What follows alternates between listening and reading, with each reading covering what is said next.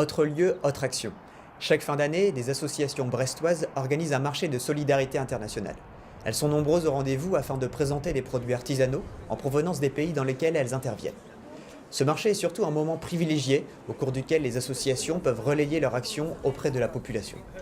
La vente de ces produits et objets issus des quatre coins du monde sert à financer des projets de développement au profit des populations défavorisées d'Afrique, d'Asie, d'Europe centrale et orientale.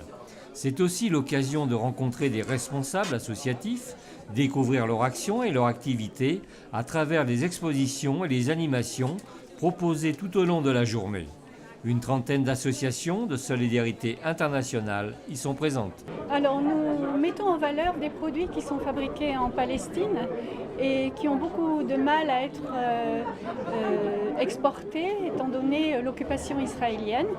Alors Agir ABCD est une association qui a déjà 30 ans et elle a deux rôles. Soit s'occuper des gens ici qui ont besoin d'être aidés, soit surtout tout un volet international. C'est surtout rendre service quand ils le demandent, quand il y a un besoin. On ne s'impose jamais, c'est le but de l'association. Au contraire, on essaie toujours d'être appelé et de répondre à des vrais besoins.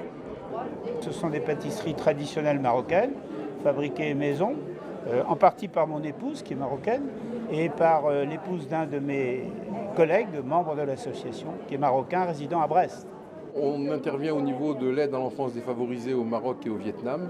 Et au Vietnam, on a une activité qui est assez spécifique. C'est depuis 5 ans, on a mis en place un centre de prévention des accidents de plongée. On a diminué de 80% les accidents de plongée et on a diminué de 80 à 100% les séquelles d'accidents de plongée par la technique, le protocole de Clipperton de recompression thérapeutique par immersion sous oxygène pur qui avait été mis en place lorsque Jean-Louis Etienne est allé à Clipperton.